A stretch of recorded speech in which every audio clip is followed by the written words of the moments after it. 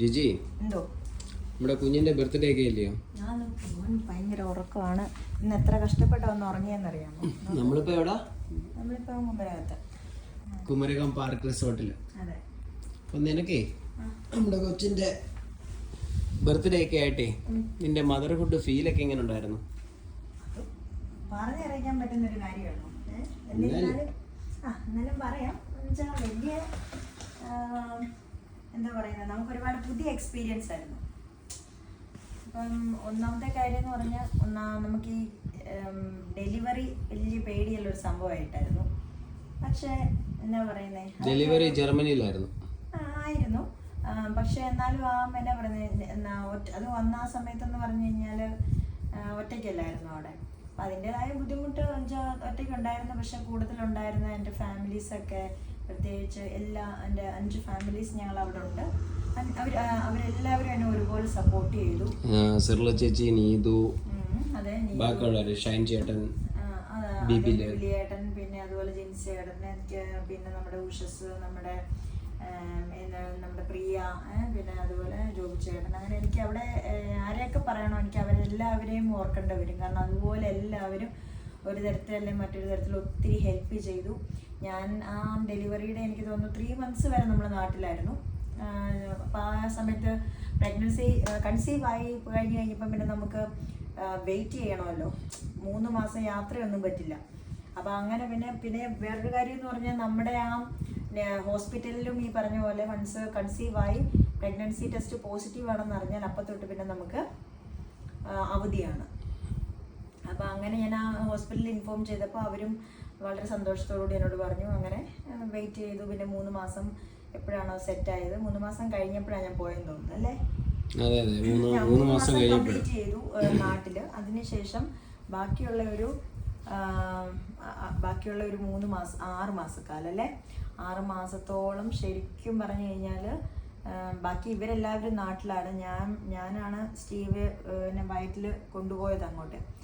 അവിടെ ചെന്ന് കഴിഞ്ഞപ്പോഴത്തേക്കിനും ശരിക്കും നല്ല തണുപ്പിൻ്റെ സമയമായിരുന്നു മെയിനായിട്ടും. തണുപ്പ്, പിന്നെ ഈ പറഞ്ഞ പോലെ വയറ് വലുതാവുന്നതിൻ്റെ ബുദ്ധിമുട്ട്. 6 മാസം വരെ ഒന്നും കുഴപ്പമൊന്നുമില്ലായിരുന്നു. 7-8 മാസത്തിലേക്ക് ആയപ്പോഴത്തേക്കിനാണ് ശരിക്കും വയറ്, കുഞ്ഞ് വലുതാവുന്നതനുസരിച്ച് വയറ് നീ ഒന്നാമത്തെ കാര്യം നിനക്ക് അധികം പൊക്കമില്ലാത്തത് കൊണ്ട് നല്ല വയറുണ്ടായിരുന്നു. നല്ല വയറുണ്ടായിരുന്നു. അപ്പം അങ്ങനെയുള്ള ആ ഒരു, അത് ബുദ്ധിമുട്ടെന്നല്ല പറയുന്നത്, നമുക്ക് ഒരു വയറിങ്ങനെ വരുമ്പോൾ ഒരു സഫോക്കേഷൻ, ആ ഒരു രീതിയിലായിരുന്നു. പിന്നെ അത് കഴിഞ്ഞ് വെച്ചിട്ട് പിന്നെ രാത്രിയിലൊക്കെ കിടക്കുമ്പോൾ ഉള്ള ബുദ്ധിമുട്ട് അങ്ങനെയൊക്കെ ഉണ്ടായിരുന്നു. പക്ഷെ അതൊക്കെ ഒരു ബുദ്ധിമുട്ടെന്നല്ല പറയുന്നത്, അതൊക്കെ ഒരു ഭയങ്കര ടൈപ്പ് ഓഫ് എന്നാ പറയുന്നത് ഒരു എക്സ്പീരിയൻസ് ആയിരുന്നു. അങ്ങനെ ആ എക്സ്പീരിയൻസൊക്കെ നമ്മളിങ്ങനെ റെഡിയായിട്ട് ഇങ്ങനെ പോകുന്ന, ശരിക്കും ഇതൊക്കെ ഓർക്കുമ്പം ഒറ്റയ്ക്ക് അതൊക്കെ അപ്പോൾ ഹാൻഡിൽ ചെയ്യാനൊക്കെ ഉണ്ട്. അവരെല്ലാം ഹെൽപ്പ് ചെയ്തല്ലോ എന്നൊക്കെ ഓർക്കുമ്പോൾ ഒരു ഭയങ്കര ദൈവത്തോട് നന്ദി പറയാതിരിക്കാൻ പറ്റത്തില്ല. അത്രയ്ക്കും എന്നാ പറയുന്നത് ഹെൽപ്പായിരുന്നു അവരെല്ലാവരും. പിന്നെ വേറൊരു കാര്യം എന്ന് പറഞ്ഞാൽ, ഈ ഒരു ജേർണി, അതായത് പ്രഗ്നൻസി ജേർണി എന്ന് പറയുന്നത് ശരിക്കും ആ സമയത്താണ് നമ്മൾ മനസ്സിലാക്കുന്നത് നമുക്ക് കറക്റ്റായിട്ട്. ഒന്നാമത്തെ കാര്യം, എനിക്ക് ഈ ഹൈറ്റ് എന്നുള്ള പ്രശ്നം ഉള്ളത് കൊണ്ട് തന്നെ ഞാനും ശരിക്കും പേടിച്ചു പോയി. ഇത് ഈ പ്രഗ്നൻസി ഇനിയിപ്പോൾ ഒറ്റയ്ക്ക് തന്നെ അവിടെ ആയതുകൊണ്ട് ഇനിയിപ്പോൾ ഡെലിവറിക്ക് നമുക്ക് ഈ എന്നാ പറയുന്നത് സിസേറിയൻ, അല്ലേ? സിസേറിയൻ സെക്ഷനോ അങ്ങനെയൊക്കെ മാനേജ് ചെയ്യാൻ പറ്റുമോ എന്നുള്ളൊരു പേടിയുണ്ടായിരുന്നു. അപ്പോൾ സിസേറിയൻ സെക്ഷൻ വല്ലതും ആണോ എന്നൊക്കെ ഉള്ളൊരു പേടി വന്നായിരുന്നു. പക്ഷെ എന്തായാലും ഇതുപോലെ ഇങ്ങനെ പോയിരുന്ന സമയത്ത് എനിക്ക് തോന്നുന്നു കഴിഞ്ഞ വർഷം 29-ാം തീയതി, അന്ന് ദുഃഖവെള്ളിയാഴ്ചയായിരുന്നു. ഒരു ദുഃഖവെള്ളിയാഴ്ച വൈകുന്നേരം ഒരു 10 മണിയൊക്കെ ആയപ്പോഴത്തേക്കിനും വാട്ടർ ബ്രേക്കായി. അപ്പോൾ അമ്നോട്ടിക് ഫ്ലൂയിഡൊക്കെ ബ്രേക്കായപ്പോഴത്തേനും എനിക്ക് രാത്രി ഒരു 10 മണിക്കാണ്. അപ്പോൾ ഞാൻ ഒറ്റയ്ക്കേ ഉള്ളൂ വീട്ടിൽ. അപ്പം ഞാൻ ഉടനെ തന്നെ ഇതുപോലെ നീതുവിനെ വിളിച്ചു. പിന്നെ അങ്ങ് ഷൈൻ ചേട്ടനൊക്കെ അപ്പം പെട്ടെന്ന് തന്നെ വന്നു. ഇവരെല്ലാവരും ഞാൻ വിളിച്ചതും 2 സെക്കൻഡിനകത്ത് അവർ പെട്ടെന്ന് തന്നെ അതും ഓർക്കണം. അപ്പം നീതു ഓൾമോസ്റ്റ് എന്നെപ്പോലെ തന്നെ 9 months റെഡി ആയിട്ടിങ്ങനെ ആ ഒരു ജേർണി തന്നെ അവളും പ്രഗ്നൻ്റ് ആയിരുന്നു. അപ്പോൾ ആ ഒരു സ്പോട്ടിൽ തന്നെ അവൾ എൻ്റെ അടുത്ത് എത്തിയെന്നുള്ളത്. അപ്പം അത്രയ്ക്കും എന്നാ പറയുന്നത്, ഒരുപാട് അവസ്ഥകളൊക്കെ അങ്ങനെ ആ സമയത്ത് കഴിഞ്ഞു പോയി. അതൊക്കെ എനിക്കിപ്പോൾ ഈ സമയം ഓർക്കാതിരിക്കാനൊന്നും പറ്റത്തില്ല. അത്രയും അവരോടൊക്കെ കടപ്പെട്ടിരിക്കുന്നു. പിന്നെ വേറൊരു കാര്യം എന്ന് പറഞ്ഞു കഴിഞ്ഞാൽ, ആ സമയത്ത് ഇതുപോലെ ആംബുലൻസ് വിളിച്ചു. അപ്പോൾ ആംബുലൻസ് വിളിച്ചു കഴിഞ്ഞപ്പോഴത്തേനും അവർ ഓടി വന്നു. ഒരു വിത്തിൻ 8 മിനിറ്റിനകത്ത് അവർ വന്നു. അപ്പം തന്നെ ഹോസ്പിറ്റലിൽ കൊണ്ടുപോയി. പിന്നെ നമ്മുടെ ഡെലിവറി നടന്ന ഹോസ്പിറ്റലാണെങ്കിലും അവിടുത്തെ ഹോസ്പിറ്റലിലെ ആൾക്കാരും പിന്നെ നമ്മുടെ ഹോസ്പിറ്റലിൻ്റെ തന്നെ മാനേജ്മെൻറ്റിൻ്റെ അണ്ടറിലൊക്കെയുള്ള ഡയറക്ടേഴ്സും അവിടുത്തെ ഇൻ്റഗ്രേഷൻ മാനേജേഴ്സും അങ്ങനെയുള്ള നമുക്ക് വേണ്ടപ്പെട്ട എല്ലാവരും ആ സമയത്ത് കറക്റ്റായിട്ട് നമുക്ക് വേണ്ടി ഹെൽപ്പ് ചെയ്തു. നമുക്കവിടെ ആ ഒരു ഡെലിവറി സമയത്തിന് വാട്ടർ ബ്രേക്ക് ആയി പോയി. പക്ഷെ അത് കഴിഞ്ഞ് വെച്ചിട്ട് പിന്നെ നമുക്ക് ഈ ഡയലേഷൻ ഒരു ഇതുണ്ട്. അപ്പോൾ അതൊക്കെ നോക്കി. അപ്പോൾ അതൊക്കെ ആയില്ല. 1 സെൻറ്റിമീറ്റർ ഡയലേഷനുള്ളൂ. അപ്പോൾ ഏകദേശം 8-9 സെൻറ്റിമീറ്റർ ഡയലേറ്റ് ആവുന്ന സമയത്താണ് ശരിക്കും ഒരു ഡെലിവറി നടക്കുന്നതെന്ന് പറയുന്നത്. അപ്പം വെയിറ്റ് ചെയ്യാൻ പറഞ്ഞു. അങ്ങനെ വെയിറ്റ് ചെയ്തു. അങ്ങനെ 29 രാത്രിയിൽ പോയി. 29 രാത്രി 10 മണി തൊട്ട് 30-ാം തീയതി ഫുള്ള്, 31-ാം തീയതി വൈകുന്നേരം. അപ്പം 31-ാം തീയതിയൊക്കെ ആയപ്പോഴത്തേക്കിനുള്ള അതിൻ്റെ ഒരു രീതി എന്ന് പറഞ്ഞാൽ ഈ വാട്ടർ ബ്രേക്ക് ആയതുകൊണ്ട് നമ്മുടെ നാട്ടിലാണെങ്കിൽ പെട്ടെന്ന് തന്നെ നമുക്ക് സിസേറിയൻ സെക്ഷൻ ചെയ്യും. അപ്പം ഈ 31-ാം തീയതി രാവിലെ ആയപ്പോഴത്തേക്കിനും ഈ നമ്മുടെ അവിടുത്തെ ഒരു മെയിൻ കാര്യം എന്ന് പറഞ്ഞാൽ എത്ര നമ്മൾ ആ പെയിൻ വരിക അത് അവർ ഇൻഡ്യൂസ് ചെയ്യാൻ ഒരിക്കലും സമ്മതിക്കുകയില്ല. പക്ഷേ ഇതുപോലെ വാട്ടർ ബ്രേക്ക് ആയി വന്നൊരു സിറ്റുവേഷൻ ആയതുകൊണ്ട് അവർ മസ്റ്റായിട്ടും ഇപ്പം ഇൻഡ്യൂസ് ചെയ്യാമെന്നൊക്കെ ഉള്ള ഒരു തീരുമാനത്തിലേക്ക് എത്തി. അപ്പം അങ്ങനെ മെഡിസിൻസ് ഒക്കെ എനിക്ക് 31-ാം തീയതി രാവിലെ തൊട്ട് തരാൻ തുടങ്ങി. ഏകദേശം 2 മണിയൊക്കെ ആയപ്പോൾ തൊട്ട് എനിക്ക് ചെറുങ്ങനെ പെയിൻ സ്റ്റാർട്ട് ചെയ്തു. അങ്ങനെ പെയിൻ സ്റ്റാർട്ട് ചെയ്തു. ഒരു 2 മണിയൊക്കെ ആയപ്പോൾ എന്നെ കയറ്റി. 2:45, 3 മണിയൊക്കെ ആയപ്പോഴത്തേക്കിനും എപ്പിഡ്യൂറലിൻ്റെ അനസ്തേഷ്യ അവർ തന്നു. പിന്നെ എന്താ പറയുന്നത്, ഈ പേടി ഓൾറെഡി മനസ്സിലുണ്ട്. അപ്പം അപ്പുറത്തെയൊക്കെ മുറി കിടന്ന് ഭയങ്കര കാർച്ചയൊക്കെ കേൾക്കുന്നുണ്ട്. അപ്പം ഭയങ്കര എന്നെ എടുക്കണമെന്നൊക്കെയുള്ള ഭയങ്കര ടെൻഷനുണ്ട്. പക്ഷെ എന്നാലും കുഞ്ഞിൻ്റെ മുഖം ഈ പെട്ടെന്ന് തന്നെ നമുക്ക് കാണാം, അല്ലെങ്കിൽ പെട്ടെന്ന് തന്നെ നമുക്ക് ബേബിനെ കിട്ടുമല്ലോ എന്നൊക്കെയുള്ളൊരു ചിന്ത മനസ്സിൽ വന്നു കഴിഞ്ഞപ്പോഴത്തേക്കിനും പിന്നെ നമുക്ക് എന്താ പറയുന്നത് ഭയങ്കര ഇതായി.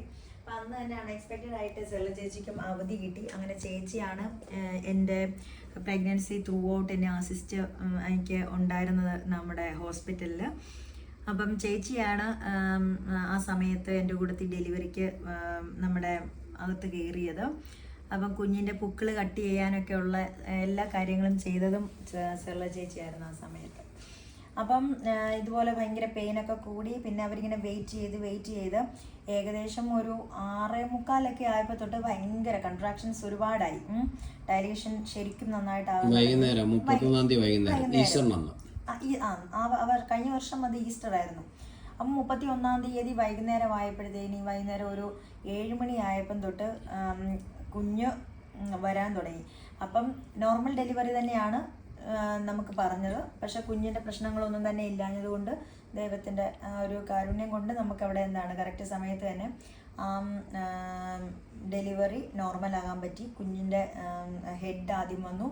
അത് കഴിഞ്ഞിട്ട് പിന്നെ പെട്ടെന്ന് തന്നെ എല്ലാം ഈസി ആയിട്ടായിരുന്നു. 7:10 ആയപ്പം യൂറോപ്യൻ സമയം ആ വർഷം, അതായത് 7:10, അതായത് എനിക്ക് തോന്നുന്നു ഇന്ത്യൻ സമയം 10:45, 10:40 ആ സമയമൊക്കെ ആയപ്പോഴത്തേക്കാണ് സ്റ്റീവ് കഴിഞ്ഞ വർഷം 31-ാം തീയതി മാർച്ച് ഉണ്ടായത്. അപ്പോൾ ഞാൻ വിളിച്ചപ്പോൾ നീ പറയുകയും ചെയ്തു നിനക്ക് വേദന അറിഞ്ഞതേ ഇല്ലായിരുന്നു. ഇല്ല, എനിക്ക് ഒരു തരത്തിലുള്ള വേദനയും ഇല്ലാത്ത ഒരു. പക്ഷേ നമ്മൾ യൂറോപ്പിൽ അങ്ങനെ യാതൊരു രീതിയിലുള്ള മരവിപ്പോ പരിപാടി ഒന്നും നടത്തത്തില്ല. അല്ലല്ല, എനിക്ക് കാര്യം എന്താണെന്ന് വെച്ച് കഴിഞ്ഞാൽ ഓൾറെഡി ഈ ഹെർണിയേറ്റഡ് ഡിസ്ക് എന്ന് പറയുന്ന ഒരു പ്രോബ്ലം നട്ടെല്ലിനുണ്ട്. അതായത് ഡിസ്ക് ബൾജിങ് ഉണ്ട്.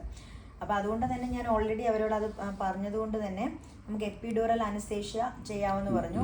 എപ്പിഡ്യൂറൽ ചെയ്യുമ്പോഴേ നമുക്ക് നമ്മുടെ ഈ ഒരു അരഭാഗത്തു നിന്ന് താഴോട്ട് നമുക്ക് ജസ്റ്റ് ഒരു ഫീലിംഗ്, നമുക്ക് അവിടെ ഇങ്ങനെ ഒരു ഭാഗം ഉണ്ടെന്ന് നമുക്ക് അറിയത്തില്ല, സെൻസേഷൻ ഇല്ല. പക്ഷെ നമുക്ക് കൺട്രാക്ഷൻസ് കറക്റ്റ് ആയിട്ട് അറിയാം. നമുക്ക് ആ പെയിൻ അത്ര വലിയ ഫീലിംഗ് ചെയ്യത്തില്ല. അതൊരു ഫീലിംഗ്, അതൊക്കെ എങ്ങനെയാണ് പറയേണ്ടതെന്നൊന്നും അറിയത്തില്ല, മനസ്സിലായോ? അങ്ങനെ എന്തായാലും സ്റ്റീവൂട്ടൻ വന്നു കഴിഞ്ഞപ്പോഴത്തേക്കിനെ ഉടനെ നമ്മളെ ഒരു പരിചയമില്ലാത്ത ഒരു ആളെ പോലെ വന്നിട്ട് നീ ആയിരുന്നോ ഇത്രയും നാള് എന്താ പറയുന്നത് നമ്മളെ ടേക്ക് കെയർ ചെയ്യുന്നുള്ള രീതിയിൽ എന്നെ വന്നിട്ട് ഭയങ്കരമായിട്ട് വണ്ടടിച്ചൊന്ന് നോക്കി.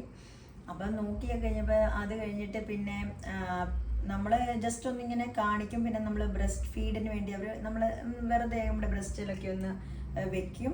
അത് കഴിഞ്ഞ് വെച്ചിട്ട് പിന്നെ ഒരു കുട്ടീനെ എടുത്തുകൊണ്ട് പോയി അതിൻ്റെ വെയിറ്റ്, പിന്നെ അതിനെ ക്ലീൻ ചെയ്യുക, പിന്നെ അങ്ങനെ ഒത്തിരി കാര്യങ്ങളുണ്ട്. ആ സമയം കൊണ്ട് വേണം നമുക്ക് പിന്നെ പ്ലാസൻ്റ അത് കഴിഞ്ഞപ്പം വൺസ് അത് പോകുന്നപ്പോൾ പ്ലാസൻ്റ പിന്നെ റിമൂവ് ചെയ്യുന്ന പിന്നെ അടുത്ത പാർട്ടാണ്. അപ്പം അങ്ങനെ ഒരു 10-20 മിനിറ്റോളം പ്ലാസൻ്റ റിമൂവ് ചെയ്യുന്നത് കഴിഞ്ഞു. അങ്ങനെ ഒരു 2 മണിക്കൂർ കഴിഞ്ഞതിന് ശേഷം വളരെ എന്നാ പറയുന്നത്, ഒരു കുഴപ്പമില്ല. എനിക്ക് 2 മണിക്കൂറിന് ശേഷം എനിക്ക് എല്ലാ കാര്യങ്ങളും ചെയ്യാൻ പറ്റുന്ന പോലെ അത്രയും ഒരു മൂവിങ് എൻ്റെ ബോഡിക്ക് വന്നു. എനിക്ക് തോന്നുന്നത് ഒരുപക്ഷെ ഒറ്റയ്ക്കായിരുന്നുകൊണ്ടായിരിക്കാം മേ ബി അതിനുള്ള ഒരു ഇതൊന്ന് 2 മണിക്കൂർ കഴിഞ്ഞു. പിന്നെ അത് കഴിഞ്ഞിട്ട് 2 ദിവസം ഹോസ്പിറ്റലിൽ ഒരു ആഫ്റ്റർ പോസ്റ്റ് ഡെലിവറി എന്നുള്ള ഒരു രീതിയിലുണ്ടായിരുന്നു. പോസ്റ്റ് ഓപ്പ് 2 ദിവസം, അത് കഴിഞ്ഞതിന് ശേഷം ഡിസ്ചാർജ് ആയിട്ട് വീട്ടിൽ വന്നു. ആ വീട്ടിൽ ഈ ഗിഫോണിലായിരുന്നല്ലോ പ്രസവിച്ചത്. അപ്പോൾ ഗിഫോണിലൊരു കുട്ടി ഭയങ്കര സഹായത്തിനുണ്ടായിരുന്നല്ലോ, ആഗ്നസ്. എന്ത്? അതെ, ആഗ്നസ് ഇടയ്ക്ക് വരുമായിരുന്നു. അതെ, ആഗ്നസും അവിടെ ഗിഫോൺ ഹേലിയോസിലാണ് ആഗ്നസ് വർക്ക് ചെയ്യുന്നത്. അപ്പം ആഗ്നസ് വന്നു. പിന്നെ അതാണ് എനിക്ക് എല്ലാവരും എന്നെ ഒരുപോലെ ഹെൽപ്പ് ചെയ്തെന്നുള്ളതാണ്. അപ്പം അതുകൊണ്ട് ഞാൻ പറയുന്നത് എന്നാന്ന് വെച്ച് കഴിഞ്ഞാൽ, നമുക്ക് ആരെങ്കിലും ഇല്ല എന്ന് നമുക്കൊരു ഇതുണ്ടെന്നുണ്ടെങ്കിൽ ദൈവം അവിടെ കറക്റ്റായിട്ട് ആൾക്കാരെ എല്ലാം ഓൾറെഡി സെറ്റ് ചെയ്യും. അപ്പം അങ്ങനെയാണ് സ്റ്റീവൂട്ടൻ്റെ ജന്മം കഴിഞ്ഞ വർഷം. സ്റ്റീവൂട്ടൻ ശരിക്കും പറഞ്ഞാൽ നമ്മൾ കല്യാണം കഴിഞ്ഞിട്ട് 4 കൊല്ലം കഴിഞ്ഞപ്പോഴാണ് കുട്ടികളെ കുറിച്ച് ചിന്തിച്ചത്. അന്നെന്ന് പറഞ്ഞു കഴിഞ്ഞാൽ ശരിക്കും പറഞ്ഞാൽ നമ്മുടെ പുറകിലായിരുന്നു നമ്മുടെ വീട്ടുകാരും ബന്ധുക്കളും ലോകവും മൊത്തം. കാരണം നിങ്ങൾ ഇങ്ങനെ കുട്ടികളെ കളിക്കുകയാണ്. അത് മെയിനായിട്ടും താമസിച്ചതല്ല, ഞങ്ങളായിട്ട് വേണ്ടെന്ന്, കുഞ്ഞുങ്ങളെ വേണ്ടാന്ന് വിചാരിച്ചിരിക്കുന്ന ഒരു സമയമായിരുന്നില്ല. കാരണം എന്താണെന്ന് വെച്ചാൽ, ഒന്നാമത്തെ കാര്യം അതൊരു കൊറോണ ടൈം ആയിരുന്നു. നമ്മുടെ കല്യാണം കഴിഞ്ഞ സമയം 2019 ഡിസംബറിലായിരുന്നു. അത് കഴിഞ്ഞിട്ട് ആ 20 സമയം കൊറോണയുടെ ഒരു ഭയങ്കര ആ സമയത്താണ് ഓൾറെഡി ജർമ്മനിയിലേക്കുള്ള ഡോക്യുമെന്റേഷൻസ് ഒക്കെ ത്രൂ ഔട്ട് പോയിക്കൊണ്ടിരുന്നത്. ജർമ്മൻ ഡോക്യുമെന്റേഷൻ എന്ന് പറയുമ്പോൾ ആഫ്റ്റർ ബേബി അല്ലെങ്കിൽ ബിഫോർ ബേബി, അങ്ങനെയാണ് അതിന്റെ ഒരു റീസൺ. അപ്പൊ അല്ലെന്നുണ്ടെങ്കിൽ നമുക്ക് ജോലിക്ക് പിന്നെ പോകാൻ പറ്റത്തില്ല. അപ്പൊ പിന്നെ നമുക്ക് വേറെ ഓപ്ഷൻ ഇല്ല. ആ ഓപ്ഷൻ നമ്മളത് 2020 നമ്മള് ജർമ്മൻ പഠിപ്പിക്കാൻ ഇറങ്ങിയിട്ട് ഇപ്പൊ ഏകദേശം 4 വർഷത്തോളം കഴിഞ്ഞു. പിന്നെ നമ്മൾ ഈ പഠിപ്പിച്ചുകൊണ്ടിരുന്നിട്ട് മാത്രം കാര്യമില്ലല്ലോ, നമ്മൾ ജർമ്മനിയും കൂടി കാണണ്ടേ?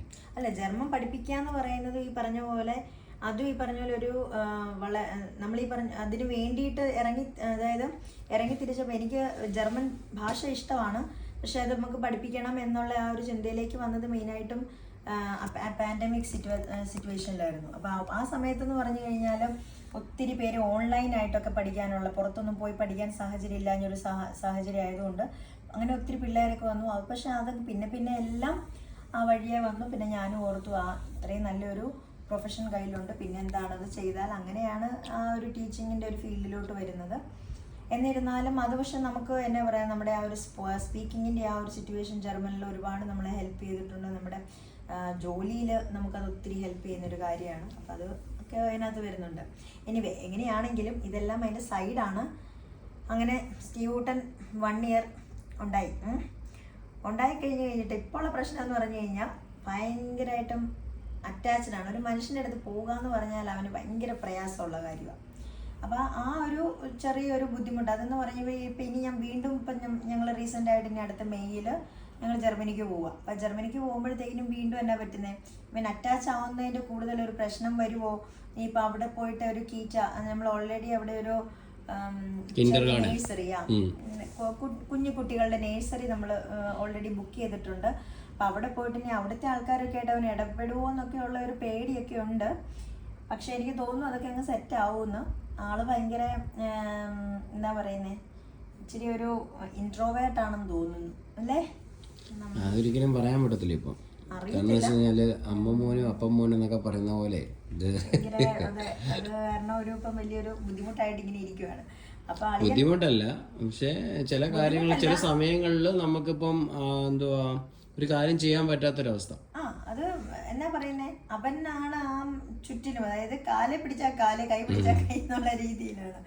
അപ്പൊ എനിക്ക് തോന്നുന്നത് കുറച്ചും കൂടെ ഏജ് ആകുമ്പോഴത്തേന് അത് സെറ്റ് ആകും. എല്ലാ ഈശ്വരന്റെ അനുഗ്രഹം. നാട്ടില് കൺസീവ് ആയി കഴിഞ്ഞതിന് ശേഷം നമ്മൾ പോയിരുന്നത് അടൂര് ഹോളി ക്രോസ് ഹോസ്പിറ്റലിൽ ഷിംന ഡോക്ടറിനെ ആയിരുന്നു കാണിച്ചിരുന്നത്. അപ്പോൾ പിന്നെ ഇതിൻ്റെ എന്തോ ഒരു എക്സാമിനേഷനൊക്കെ നടത്തി കഴിഞ്ഞതിന് ശേഷം നമ്മൾ അവിടെ അയച്ചു കൊടുത്തപ്പോഴല്ലേ നമുക്ക് അവിടുന്ന് ലീവ് ആയത്. എന്തുമായിരുന്നു HBCG ടെസ്റ്റ്, എന്തോ ടെസ്റ്റ് ആയിരുന്നു? HCG. ഓക്കെ, HCG ടെസ്റ്റ് ചെയ്ത് കഴിഞ്ഞപ്പോഴത്തേക്ക് അതിൻ്റെ ഗ്രോത്ത് കണ്ടിട്ടാണ് നമ്മൾ അവിടെ അയച്ചു കൊടുത്തു കഴിഞ്ഞപ്പോഴാണ് അവിടുന്ന് ലീവും കാര്യങ്ങളെല്ലാം കിട്ടിയത്. പിന്നെ മെറ്റേണിറ്റി ലീവ് എന്ന് പറയുമ്പോഴത്തേക്കും 2 വർഷത്തോളമാണ്. അതായത് മെറ്റേണിറ്റി ലീവ് എന്ന് പറഞ്ഞു കഴിഞ്ഞാൽ നമ്മുടെ 9 months ഓഫ് പ്രഗ്നൻസിയുടെ ഒരു ലൈഫ് ഉണ്ടല്ലോ, ആ സമയത്ത് നമ്മൾ അതായത് മുട്ടർ ഷാഫ്റ്റ് എന്ന് പറയും. അപ്പം മുട്ടർ ഷാഫ്റ്റിലായിരിക്കും നമ്മൾ. ആ സമയത്ത് നമുക്ക് ഫുൾ സാലറിയിലായിരിക്കും നമ്മുടെ പേയ്മെൻറ്റ്സ് പോകുന്നത്. കുട്ടി ഉണ്ടായി 2 മാസം വരെ നമുക്ക് ആ ഒരു ഫുൾ പേയ്മെൻറ്റ് തന്നെ അവർ തരും. അതിനുശേഷം പിന്നെ നമ്മളുടെ പേയ്മെൻ്റ് എന്ന് പറയുന്നത്, അല്ലെങ്കിൽ ജർമ്മനിയുടെ ഒരു നിയമത്തിൽ 60% അത് ചേഞ്ച് ആവും. അപ്പൊ 60% ആവും. പിന്നെ ഗവൺമെന്റ് തരുന്നത്. പിന്നെ നമുക്ക് എൽട്ടൺ ഗേൾഡ് സ്റ്റെല്ലേന്നാണ് പിന്നെ നമുക്ക് പേയ്മെന്റ് വരുന്നത്. അത് നമ്മുടെ ഈ പറഞ്ഞ പോലെ 60% നമ്മുടെ ടോട്ടൽ പേയ്മെന്റിന്റെ 60% ആയിരിക്കും തരുന്നത്. അത് 1 year ആയിരിക്കും തരുന്നത്, കുട്ടിയുടെ 1 year. അപ്പൊ അതായത് പറഞ്ഞ പോലെ March 31 ആകുമ്പോഴത്തേക്കിനും നമുക്ക് 60% കംപ്ലീറ്റഡ് ആക്കും. പിന്നെ നമുക്ക് വേണമെന്നുണ്ടെങ്കിൽ വീണ്ടും അതൊരു എന്താ പറയുന്നത് 60 മാറ്റിയതോ 40 45% ആക്കി വീണ്ടും കുറച്ചൊക്കെ വേണമെങ്കിലും നമ്മുടെ വർഷം കൂട്ടിയെടുക്കാം. ഇതിനെക്കുറിച്ചുള്ള കൂടുതൽ വീഡിയോസ് അറിയണമെന്നുണ്ടെങ്കിൽ നമ്മൾ ഇനിയും ചെയ്യാം. കാരണം എന്താണെന്ന് വെച്ച് കഴിഞ്ഞാൽ ഈ ഡോക്യുമെന്റേഷൻ എങ്ങനെയാണ് സെറ്റ് ചെയ്യുന്നത്, ഈ കുട്ടികൾ അടുത്ത വലിയൊരു പ്രൊസീജിയർ വെച്ചാൽ ജർമ്മനിയുടെ എന്തൊരു ഡോക്യുമെന്റേഷൻ പ്രൊസീജിയർ. ഇപ്പൊ ഒരു കുഞ്ഞുണ്ടായി കഴിഞ്ഞാൽ ആ സമയത്തൊക്കെ ഉണ്ടല്ലോ, കുഞ്ഞുണ്ടായതിനേക്കാൾ അവൻ വളരുന്ന അത്രയും പോലത്തെ നമ്മുടെ ടെൻഷനാണ് ജർമ്മനിയിലെ ഡോക്യുമെന്റേഷൻ. അതായത് ഇവന്റെ ബർത്ത് സർട്ടിഫിക്കറ്റ് ഉണ്ടാക്കാൻ വേണ്ടിയിട്ടുള്ള ഒരു പ്രശ്നം. അതിങ്ങനെ ചില സ്റ്റേറ്റുകളെ ബേസ് ചെയ്താൽ സ്റ്റേറ്റിന്റെ ഇതില് ഒരുപാട് ഡിഫറൻസുകളുണ്ട്. ഇപ്പം ഫ്രാങ്ക്ഫൂർട്ടിൽ എങ്ങനെയാണോ അതുപോലെ ആയിരിക്കില്ല ചിലപ്പോൾ നീഡർ സാക്സണില്, അതുപോലെ ആയിരിക്കില്ല സ്റ്റുട്ട്ഗാർട്ടില്, അല്ലെങ്കിൽ അതുപോലെ ആയിരിക്കില്ല ബെർലിനില്. അപ്പൊ അങ്ങനെയൊക്കെയുള്ള ഇതായതുകൊണ്ട് ശരിക്കും ആ സമയത്ത് ഞങ്ങളുടെ അവിടെ കുറച്ച് സ്ട്രിക്റ്റാ നിയമങ്ങളെല്ലാം. അപ്പൊ അവര് ഒരു രക്ഷയില്ല. അപ്പൻ നാട്ടിൽ അവിടെ ജർമ്മനിയിൽ അന്ന് ഇല്ലാഞ്ഞത് കൊണ്ട് അപ്പന്റെ സർനെയിം വെക്കണമെന്നുണ്ടെങ്കിൽ ഒരുപാട് നൂലാമാലകളൊക്കെ ഉണ്ടായിരുന്നു. ഒത്തിരിയും പൈസയൊക്കെ അവിടെ പേ ചെയ്യണം. അതിന്റെയൊക്കെ എല്ലാ ലിസ്റ്റും. സർനെയിം എന്ന് പറയുമ്പോഴത്തേക്ക് എന്റെ ഫസ്റ്റ് നെയിം സനൂജാണ്, ലാസ്റ്റ് നെയിം ആണ് എബ്രഹാം. ഈ ലാസ്റ്റ് നെയിമിനെയാണ് ഈ സർനെയിം എന്ന് പറയുന്നത്. പിന്നെ ലാസ്റ്റ് ഇപ്പം എന്റെ ഒരു പേരെന്ന് പറഞ്ഞാൽ പാസ്പോർട്ട് നെയിം എന്ന് പറയുമ്പോൾ സനൂജ് പനക്കത്തേക്കതിൽ എബ്രഹാം ആണ്. അപ്പൊ ഷോർട്ട് ഫോം ആയിട്ട് പറയുകയാണെങ്കിൽ സനൂജ് പി എബ്രഹാം ആണ്. അത് അബ്രിവേറ്റ് ചെയ്തതാണ് പനക്കലത്തേക്കതിൽ, അല്ലയോ? അപ്പം അവൻ ഇനി നാളെ അങ്ങനെ ഒരു പ്രശ്നം ഉണ്ടാവാതിരിക്കാൻ വേണ്ടിയാണ് നമ്മൾ എന്താ ചെയ്തത്, സ്റ്റീവ് എബ്രഹാം എന്നിട്ട്. കാരണം എൻ്റെ അപ്പൻ്റെ പേര് നമ്മളങ്ങ് ചെറുക്കനങ്ങ് കൊടുത്തു. അങ്ങനെ ശരിക്കും നോർമൽ വയസ്സിൽ അങ്ങനെയാണ് അവിടുത്തെ കാര്യങ്ങൾ പോകുന്നത്. അവരുടെ ആ ഒരു സർനെയിമാണ്. പിന്നെ ഇപ്പൊ ഫാദറിന്റെ സർനെയിം എന്താണോ അത് തന്നെയാണ്. ചെറിയൊരു പാടായിരുന്നു. പിന്നെ എന്റെ ബർത്ത് സർട്ടിഫിക്കറ്റും കാര്യങ്ങളും എല്ലാം കൊടുത്തു. ഒത്തിരി കാര്യങ്ങളുണ്ട്. അപ്പൊ അതിനെക്കുറിച്ചൊരു ഡീറ്റെയിൽ വീഡിയോ നമ്മൾ പിന്നെ ചെയ്യുന്നതായിരിക്കും. ഇപ്പൊ എന്തായാലും ഞങ്ങൾ ഇവന്റെ ബർത്ത്ഡേ ആണ് ഇന്ന് രാത്രി 12 മണിയോടുകൂടി 31/3/2024 ജനിച്ച സ്റ്റീവിന് അതെ നാളെയാണ് ബർത്ത്ഡേ. അപ്പോൾ ഇന്ന് രാത്രിയിൽ ആഘോഷിക്കാനായിട്ട് ഞങ്ങൾ കുടുംബസമേതം ഇങ്ങനെ കുമരകം പാർക്ക് റിസോർട്ടിൽ വന്നിരിക്കുകയാണ്. അപ്പോൾ എന്തായാലും നാളെ ഒരു കാലത്ത് ഈ ഒരു വീഡിയോ ഒക്കെ അവൻ പക്വത എത്തിക്കഴിയുമ്പോൾ അവൻ നോക്കുമായിരിക്കാം, അല്ലെങ്കിൽ അറിവായി കഴിയുമ്പോൾ നോക്കുമായിരിക്കാം. അവൻ നോക്കിയില്ലെങ്കിലും കുഴപ്പമില്ല. ഞാനിപ്പോ ഈ ഒരു കാര്യങ്ങൾ സംസാരിച്ചപ്പോൾ ഞാൻ ആ ലാസ്റ്റ് കഴിഞ്ഞ ഒരു വർഷത്തെ എൻ്റെ ആ ഒരു എക്സ്പീരിയൻസിലേക്ക് ഞാൻ പോയി. പിന്നെ ചില കാര്യങ്ങളൊക്കെ എന്ന് പറയുമ്പോൾ ഇപ്പം മനുഷ്യനാണ്, ചില കാര്യങ്ങൾ പറയുമ്പോൾ ചില കാര്യങ്ങൾ വിട്ടുപോകും. അപ്പോൾ ഇതൊന്നും മറന്നു പോകാതിരിക്കാൻ വേണ്ടി ഇതൊരു എന്താ പറയുക മെമ്മറബിൾ വീഡിയോ ആയിട്ട്. കാരണം ഈ ഒരു എക്സ്പീരിയൻസ് എന്നൊക്കെ പറഞ്ഞു കഴിഞ്ഞാൽ അത് ചെറിയ കാര്യമല്ല, ഇത് വലിയ കാര്യം തന്നെയാണ്, അല്ലേ? നമ്മൾ അവിടെ പോയിട്ട് ഒറ്റയ്ക്ക് 3 മാസം കഴിഞ്ഞപ്പോഴേ അവിടെ ചെല്ലുന്നു. അവിടെ ചെന്ന് കഴിയുമ്പോൾ ഇപ്പോൾ 4ാം മാസത്തിൽ നമുക്ക് ട്രാവൽ ചെയ്യാൻ പറ്റത്തില്ല, 7ാം മാസത്തിലും ട്രാവൽ ചെയ്യാൻ പറ്റത്തില്ല. അപ്പോൾ അതുകൊണ്ടാണ് നമ്മൾ 3 മാസം കഴിഞ്ഞപ്പോഴേ അങ്ങ് പോയത്. അപ്പോൾ അവിടെ ചെന്ന് കഴിഞ്ഞിട്ട് ഒറ്റയ്ക്ക് താമസിച്ചിട്ട് കറക്റ്റ് സമയമായി കഴിഞ്ഞപ്പോഴത്തേക്കും എന്തോ ദീപവിളി പോലെ കൂട്ടുകാരവിടെ എത്തുന്നു. അങ്ങനെ ഡെലിവറിയൊക്കെ വളരെ സന്തോഷകരമായിട്ട് നടക്കുന്നു. 6ാം ദിവസമാണ് മമ്മി അവിടെ എത്തുന്നത്. അത് ഓർത്താണ്. അപ്പം നമ്മൾ ഓൾറെഡി മമ്മിയുടെ വിസയ്ക്ക് വേണ്ടി അപ്ലൈ ചെയ്തായിരുന്നു. പക്ഷെ സം കേസസ് കാരണം അത് ഡിലേ ആയിപ്പോയി, അല്ലേ? ഓൾറെഡി വിസ വന്നു എന്ന് പറഞ്ഞു വെച്ചിട്ട് പിന്നെ അത് എന്തൊക്കെയോ കാരണങ്ങൾ കൊണ്ട് അത് വേറെ ആരോ, അല്ലേ, പാസ്പോർട്ട് റിസീവ് ചെയ്തു. എനിക്കറിയാൻ മേലെ എന്തൊക്കെയോ കാര്യങ്ങൾ ഡിലേ ആയിപ്പോയി. എന്തായാലും അതായത് ആ ഡെലിവറി ടൈമിൽ അമ്മ അവിടെ ഉണ്ടായില്ല. പിന്നെ അത് കഴിഞ്ഞിട്ട് ഒരു 6 ദിവസം കഴിഞ്ഞപ്പോഴത്തേക്കും മമ്മി എടുത്തുന്നു. മമ്മി എടുത്തിട്ടും പിന്നെ മമ്മിയോട് പോലും അത്രയും അറ്റാച്ച്മെന്റ് അവനില്ല. ശരിക്കും അവനെപ്പോഴെങ്ങനെ അറിയോ, അതായത് ജനിച്ച് വീണപ്പം തൊട്ടേ രാത്രി വെയിറ്റിംഗാ. ഏത് നീ എന്ന് വെച്ച് കഴിഞ്ഞാൽ അവന്റെ അമ്മ വരാതെ അവൻ ഉറങ്ങത്തില്ല. വേറെ ആരെയൊക്കെ കെട്ടിന്ന് പറഞ്ഞു കഴിഞ്ഞാൽ എത്ര താരാട്ട് പാടിയെന്ന് പറഞ്ഞാലും അവൻ ഉറങ്ങാൻ പോകുന്നില്ല. അവൻ ഉറങ്ങത്തില്ല. അവൻ എത്ര വെയിറ്റ് ചെയ്യാൻ ഭയങ്കര മെന്റാലിറ്റി ഉള്ള ഒരു ടീമാണ്. എനിവേ സ്റ്റീവോട്ടൻ വളർന്നു വരുന്നു. ദൈവത്തിന്റെ അനുഗ്രഹം കൊണ്ട് എന്നാ പറയുന്നേ. അപ്പൊ എല്ലാവരും ഞങ്ങളുടെ കുഞ്ഞിന് വേണ്ടി പ്രാർത്ഥിക്കണം, ഞങ്ങൾക്ക് വേണ്ടി പ്രാർത്ഥിക്കണം. എല്ലാത്തിനും ഒരുപാട് നന്ദി. സന്തോഷവും സമാധാനവും സംതൃപ്തി എപ്പോഴും എല്ലായിടത്തും ഉണ്ടായിരിക്കട്ടെ. Okay, thanks a lot. Thank you for watching. പിന്നെ പറയാതിരിക്കാൻ മേലാത്ത രണ്ട് ആൾക്കാരാണ് ജീനാമ്മയും അരുണും. അവർ രണ്ടുപേരും ശരിക്കും ഒത്തിരി സപ്പോർട്ട് ചെയ്തു. സപ്പോർട്ട് ചെയ്യാന്ന് പറഞ്ഞു കഴിഞ്ഞാൽ വേറൊരു കാര്യമുണ്ട്. അമ്മ വന്ന് 2 ദിവസം കഴിഞ്ഞപ്പം തൊട്ട് പിന്നെ കുറേ ദിവസത്തേക്കിന് സ്റ്റീവിൻ്റെ കാര്യങ്ങളെല്ലാം നോക്കാനും എല്ലാ കാര്യങ്ങൾക്കും ഒക്കെ അവർ രണ്ടുപേരും ഫാമിലി ആയിട്ട് വന്ന് നമ്മുടെ വീട്ടിലുണ്ടായിരുന്നു. പിന്നെ ആളായിട്ടും പിന്നെ എല്ലാ കാര്യത്തിനും എന്ത് വേണമെന്ന് പറഞ്ഞാലും എന്ത് ചെയ്യണമെന്ന് പറഞ്ഞു കഴിഞ്ഞാലും ജീനയായിരുന്നുമാണ് നമുക്ക് അന്നും എന്നും സപ്പോർട്ടായിട്ടുള്ളത്, ഇല്ലേ? പിന്നെ